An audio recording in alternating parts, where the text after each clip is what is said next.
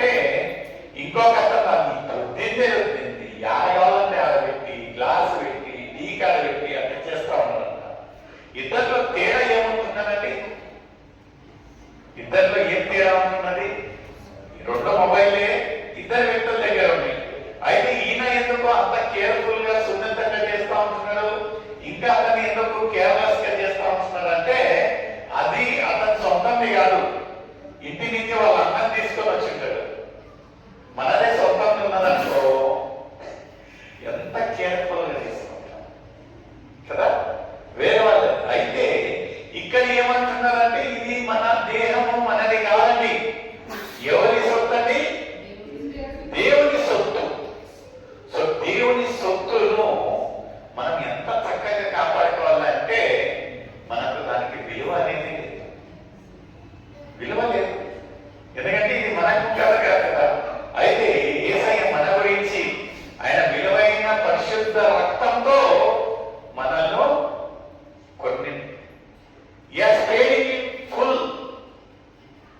అయితే we don't care, మనం దాన్ని కేర్ చేయాలి. ఒకరోజు ఒక హార్ట్ ట్రాన్స్ప్లాంట్ అయిందంటండి. ఒక హార్ట్ ట్రాన్స్ప్లాంట్ అంటే ఏమంటండి? ఒక అతనికి హృదయాన్ని ట్రాన్స్ప్లాంట్ అయింది. అయ్యేసరికి ఒక వారం తర్వాత ఎప్పుడైతే ఆ ఒక పేషెంట్ డిశ్చార్జ్ అయింటున్నాడో, ఎవరి హార్ట్ తీసి తన పేషెంట్ ఉన్నారో వాళ్ళ అమ్మ చూడని వచ్చారంట ఎలా ఉంటుందని. అయితే ఆ రోజు ఏమైతున్నదంటే ఆ ఒక పేషెంట్ స్మోక్ చేస్తా ఉన్నారు. స్మోక్ చేస్తా ఉంటే వాళ్ళ అమ్మ చాలా బాధ అనిపించింది. చెప్పారంట, అయినా నీకు డాక్టర్ చెప్పలేదా ఏం చేయాలి ఏం చేయకూడదని? హృదయం హార్ట్ అనేది ఎవరు ఇయ్యరు. అయితే నా ఒక కొడుకు మరణించేటప్పుడు ఆ ఒక ఆర్గన్ డోనర్ గా సైన్ చేసి ఉంటున్నారు కనుక ఆ అతి అమూల్యమైన ఒక హృదయాన్ని నీకు ట్రాన్స్ప్లాంట్ చేస్తే నువ్వు దాన్ని ఎలా కాపాడుకోవాలి? అయితే ఏం చేస్తావనంటే అతను దాని విలువ తెలియక, మనకొంత తెలియదు, మన ఒక దేహం విలువ తెలియదు.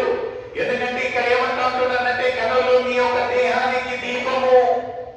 మన కనులు ఏం చేయాలంటే ఏం చూడాలో అవి చూడకుండా ఏమైతే వ్యతిరేకం ఉంటాయో అన్ని చూసి ఈ యొక్క బాడీ ఆఫ్ టెంపుల్ ఏం చేస్తామంటే వీఆర్ పొల్యూటింగ్.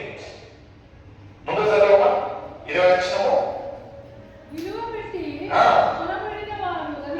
గనుక ఏం చేయాలంట? దేహమును దేవునికి.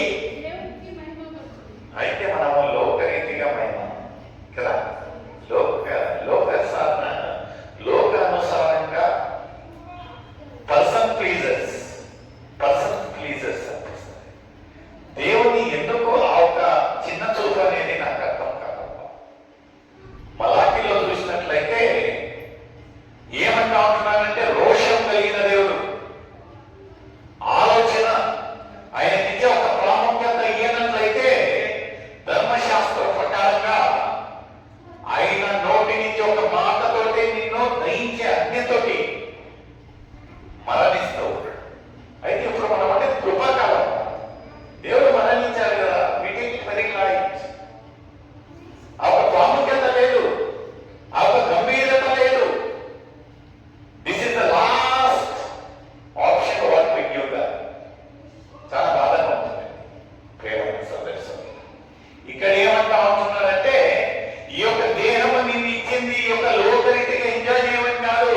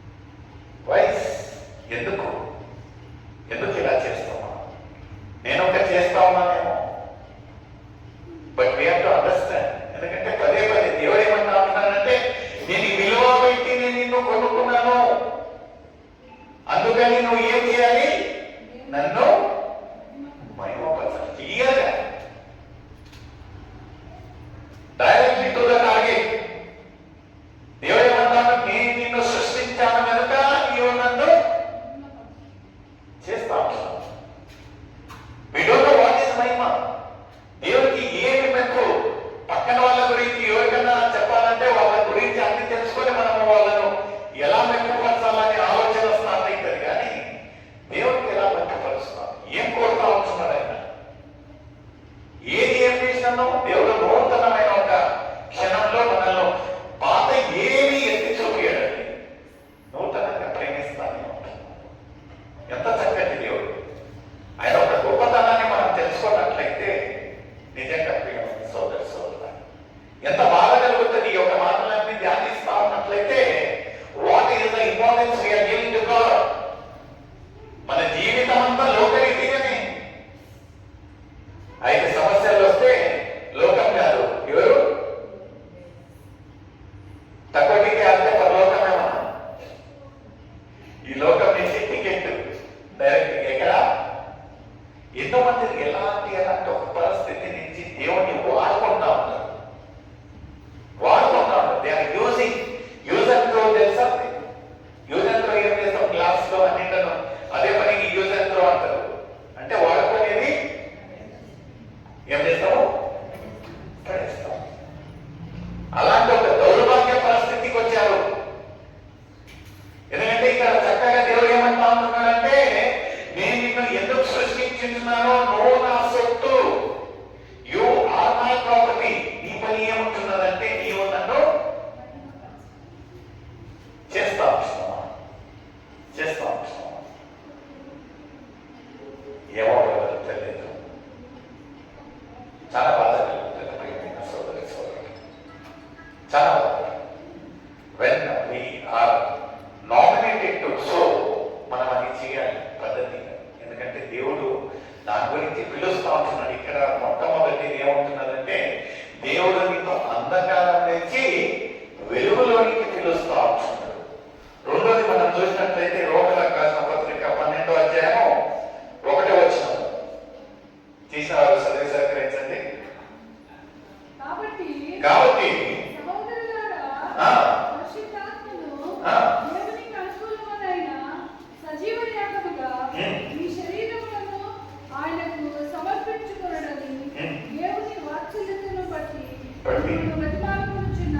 ఇక్కడ చూడండి ఎంత బాధకరంగా బ్రతుమాలుట అంటే అంటే తెలుగులో స్పష్టమైన ఒక అర్థం చెప్పండి. అడుగుటలే. బ్రతిమాలుట అంటే ఏం బ్రదర్, ఎంత లాస్ట్ ఎంత బ్రతిమలాడాను బ్రదర్. అడిగాననేది అంత సింపతి రాదు. వేటేది ఎప్పుడు వస్తుంది? బ్రతిమలాడుట అంటే ఒక రోదనతో ఒక బాధతో బ్రతిమలాడేది. ఇక్కడ ఒక ఏమని బ్రతిమలాడుతా ఉంటున్నాడండి, చదవండి. కాబట్టి సహోదరులారా